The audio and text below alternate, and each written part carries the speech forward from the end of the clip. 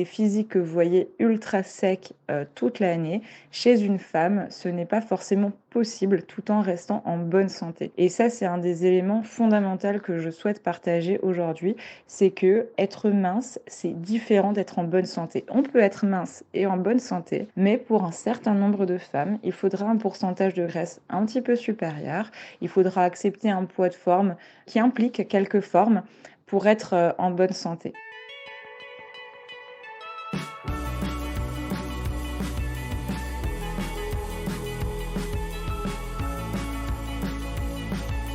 Scusi di dérange, c'est Charles Brumeau, diététicien. Bienvenue à Dans la poire chillax. C'est le format un peu différent de Dans la poire puisque je laisse la parole à des intervenants tout l'été pour qu'ils puissent parler de vous, avec vous, pour vous, chacun, avec leur sensibilité et leur domaine de compétences. Aujourd'hui, je laisse les clés du podcast à Claire. Claire qui est diététicienne à Mulhouse et elle est plus connue sous le pseudo de Healthfit Challenge avec un tiré du bas entre Healthfit et Challenge où elle partage ses recettes saines et gourmandes à sa communauté, des conseils nutritionnels, mais aussi quelques petits coups de gueule bien sentis contre l'industrie des régimes avec le corollaire qui va avec, le culte du corps parfait. Aujourd'hui, Claire va vous parler d'un thème assez peu connu qui est l'aménorrhée hypothalamique. Alors, je ne suis pas spécialiste, mais d'après ce que j'ai compris, c'est l'absence de règles parce que l'hypothalamus n'envoie aucun message chimique aux glandes censées produire la FSH et la LH, les hormones gonadotropes qui sont à l'origine de la sécrétion des estrogènes et de la progestérone. L'aménorrhée hypothalamique, c'est quelque chose qu'elle a vécu et dont elle a réussi à guérir après un sacré parcours de la combattante, il faut le dire. On verra aussi avec elle que l'aménorrhée hypothalamique peut concerner bien plus de femmes qu'il n'y paraît et que l'alimentation peut jouer un rôle majeur dans le retour des menstruations. Bonjour à tous, moi c'est Claire, diététicienne, et aujourd'hui je vais vous parler de l'aménorrhée hypothalamique. Pour commencer, je vais vous définir ce que c'est que l'aménorrhée hypothalamique fonctionnelle. Déjà, l'aménorrhée se définit par une absence de règles de plus de 3 mois ou alors des règles espacées de plus de 45 jours de façon récurrente et permanente. Et non, ne pas avoir ces règles, ce n'est pas cool. Et si, c'est assez grave, contrairement à ce que peuvent dire beaucoup de médecins ou de gynécologues qui s'y connaissent mal dans cette pathologie, puisque les carences en œstrogènes vont créer de l'ostéoporose précoce. Donc on se retrouve avec des jeunes femmes qui font des fractures assez facilement et qui ont des ossatures de femmes de 70-80 ans, en plus de l'infertilité qui est réversible, et ça je vous en reparlerai après. Et en plus, il y a des risques cardiaques aussi sur le long terme. Et ça me tient à cœur d'en parler puisque je suis diététicienne et en plus, je l'ai vécu, cette aménorrhée hypothalamique, et je l'ai vécu sans le savoir puisque de ce que j'en connaissais, l'aménorrhée hypothalamique, en gros, c'est quand tes règles s'arrêtent, quand ton corps te dit stop. Et on le connaît très bien chez les athlètes de haut niveau et chez les personnes qui souffrent de troubles du comportement alimentaire, notamment les personnes anorexiques qui se sous-alimentent de façon récurrente. Mais ce que je ne savais pas à l'époque, et ce que j'ai appris beaucoup trop tard, et ce que beaucoup de professionnels de santé ne savent pas, c'est que l'aménorrhée hypothalamique ne touche pas que les athlètes de haut niveau ou que les personnes anorexiques. J'en ai souffert alors que j'avais un IMC qui était dans la norme et j'avais une pratique de sport, de crossfit, qui était assez intense, on va dire, puisque c'était à peu près 5 fois par semaine, mais j'étais loin d'être une athlète de haut niveau. Et dans mon cas, des années de contrôle de mon poids pour rester à un poids un petit peu en dessous de mon poids de forme, sans être non plus très basse en calories, mais des années de ce contrôle des aliments. Une perte de poids il y a 7 ans de ça qui avait été quand même assez importante, où là j'avais basculé à un IMC en dessous de la norme, mais une aménorrhée qui était masquée par la prise de la pilule. Donc c'est seulement en arrêtant la pilule dans mon projet bébé que j'ai découvert que je n'avais pas eu de retour de règles, et c'est seulement 1 an après qu'on a posé ce diagnostic de l'aménorrhée hypothalamique fonctionnelle. Sans rentrer dans tous les détails, d'ailleurs, pour poser ce diagnostic, on dit que c'est un diagnostic d'élimination, c'est-à-dire qu'il faut éliminer toutes les autres causes d'infertilité, puisqu'il y a d'autres causes d'anovulation, donc d'absence d'ovulation, et d'infertilité, bien entendu. Là, je ne parle que de cette cause-là et je vais un petit peu vous la détailler. Grosso modo, quand on mange trop peu de calories par rapport à ses besoins, sans être dans un déficit qui est énorme, mais moi, ça faisait des années que j'étais un petit peu trop basse en calories, avec un petit peu trop d'activité physique, pour maintenir ce poids. Le métabolisme s'adapte, hein, je ne perdais plus de poids, je n'étais pas hyper sèche. Ça arrive aussi, aux personnes, par exemple, qui vont perdre beaucoup de poids en peu de temps. Par exemple, après la mise, d'anneaux gastriques, de sleeves, d'opérations bariatriques ou tout simplement de régimes assez drastiques, il est assez fréquent qu'il y ait une perte des règles. On en parle peu d'ailleurs, mais aussi dans le domaine du fitness. Très certainement que beaucoup de femmes d'ailleurs ne le savent pas, puisque comme je le disais, la pilule masque l'aménorrhée, puisque la pilule déclenche de fausses règles. Mais voilà, toutes ces physiques que vous voyez ultra secs toute l'année, chez une femme, ce n'est pas forcément possible tout en restant en bonne santé. Et ça, c'est un des éléments fondamentaux que je souhaite partager aujourd'hui, c'est que être mince, c'est différent d'être en bonne santé.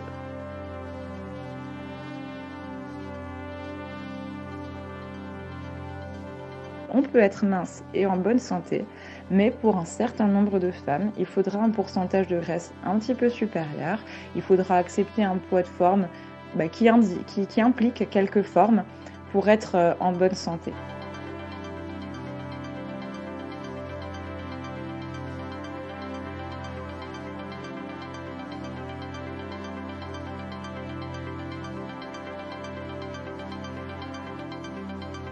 Donc voilà, j'ai fait une batterie de tests pour justement éliminer toutes les autres causes et pour en arriver à l'aménorrhée hypothalamique, et j'ai eu la chance de croiser les bons gynécologues et ça ne s'est pas fait tout de suite.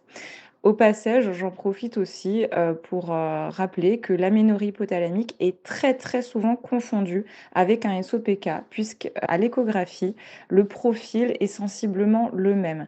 Donc, pour résumer, si on vous a diagnostiqué un SOPK, mais que vous avez plutôt tendance à être dans le contrôle alimentaire, dans la restriction, dans l'excès de sport et que ça ne s'améliore pas, il est possible qu'il y ait une erreur de diagnostic et que ce soit plutôt une aménorrhée hypothalamique. Cette méthode, elle s'appelle le All-in et elle a été créée par le professeur Nicolas Rinaldi. C'est une femme. Moi, je l'ai connue sous l'intermédiaire de Florence qui tient le compte Aménorrhée Barosol FR sur Instagram et qui explique un petit peu sa méthode en français. J'ai décidé d'être suivie par Florence et elle m'a accompagnée dans cette méthode donc de all-in qui consiste très grosso modo à réaugmenter ses apports d'une façon assez importante. On parle d'un minimum de 2500 calories, mais ça peut être beaucoup plus. En gros, se mettre en mode all-in, c'est all inclusive.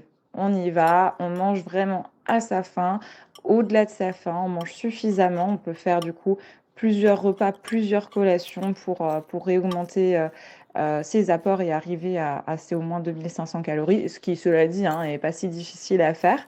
Et puis, on réduit drastiquement l'activité sportive. On élimine tous les sports qui vont nous faire monter au-delà de, je crois, 120 BPM. On élimine la course à pied, le crossfit, ce genre de choses. Donc oui, je sais que c'est choquant aujourd'hui de dire que parfois, pour guérir, il va falloir manger plus et arrêter le sport, mais c'est quelque chose de provisoire. C'est quelque chose qui va nous aider à retrouver un meilleur état de santé. Après, bien sûr, on peut reprendre une activité physique de façon progressive et adaptée en écoutant les signaux de son corps. On estime qu'on est guéri quand on a retrouvé au moins 3 cycles d'affilée. Donc il faut aussi se laisser le temps. Et en fait, au-delà de juste manger plus et arrêter le sport, du coup, ça veut dire toute une déconstruction psychologique en parallèle. Parce que finalement, derrière tous ces comportements-là, alimentaires et sportifs, il y a un peu cette peur de grossir, cette grossophobie qu'on connaît ambiante, qui nous a été dictée hein, par les médias, par la société, etc., et dont on a baigné dedans parfois depuis enfant. Et c'est de tout ça qu'il faut se déconstruire, c'est accepter d'avoir une vision différente de la santé, accepter de voir son corps changer, parce que très certainement que voilà, le corps change quand on fait cette méthode-là, de façon provisoire certes, mais il faut être prêt à ça. Il faut vraiment opérer un lâcher-prise. Un lâcher-prise, comprendre que justement notre corps ne se définit pas par notre physique, que la santé ne se définit pas par la restriction calorique, par l'excès de sport, que voilà, tout excès est mauvais. Et voyez, pourtant, moi, je baigne dedans la prévention, limiter les restrictions, et je ne m'étais même pas rendu compte que mon passé me suivait toujours, même si je mangeais normalement à nouveau. Ma pratique sportive, elle était intense, mais elle me plaisait, je ne me forçais pas du tout. Mais je ne m'étais pas rendu compte que je maintenais des conditions qui n'étaient pas acceptées par mon corps et dont mon corps se protégeait. Donc une fois que j'ai compris ça, j'ai fait donc cette méthode all-in, j'ai accepté de changer cette vision des choses. J'ai réintroduit des choses que j'avais mises de côté pendant des années, mais sans même faire attention. Mais voilà, j'ai réintroduit toutes ces choses-là petit à petit, des aliments plus gras, plus sucrés, tout en gardant aussi un équilibre alimentaire en parallèle, hein. Il ne s'agit pas de ne manger que gras et que sucré.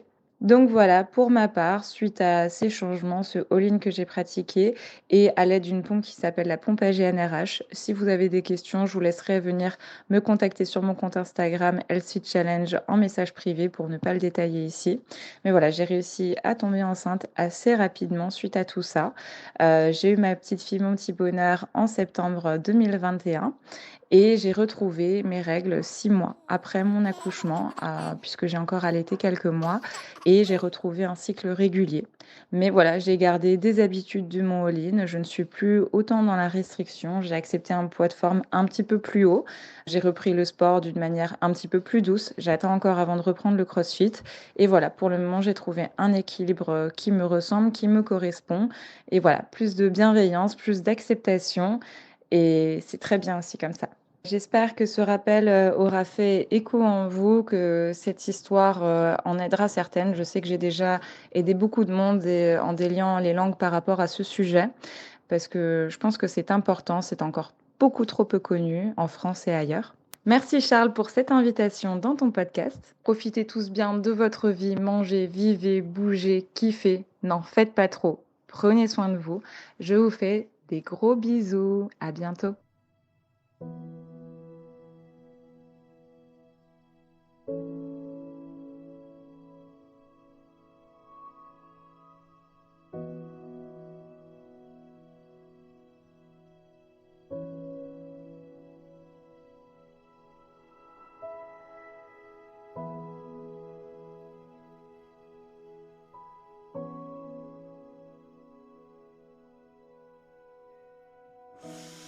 Merci beaucoup Claire, merci de ton temps, merci aussi pour les 19 mémos vocaux que tu m'as envoyés sur mon téléphone et que j'ai pris le soin de monter. Merci d'avoir abordé ce sujet en mode témoignage, mais aussi en tant que pro de santé.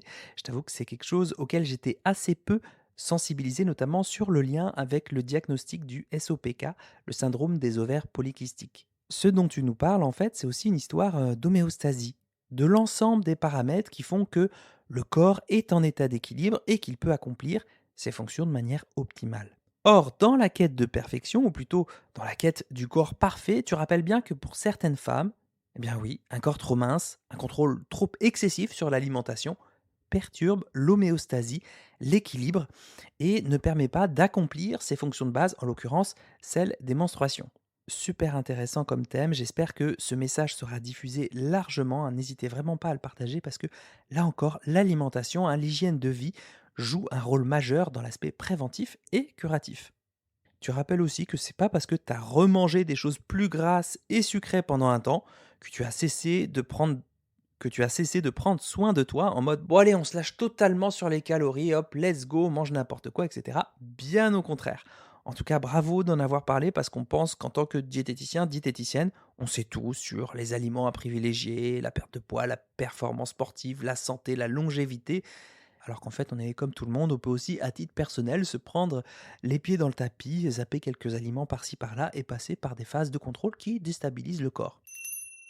J'espère que cet épisode vous aura nourri. C'était le cas pour moi. J'ai appris pas mal de choses, hein. Alors, la méthode dont elle parle, c'est le All-In en anglais, hein, pour All Inclusive.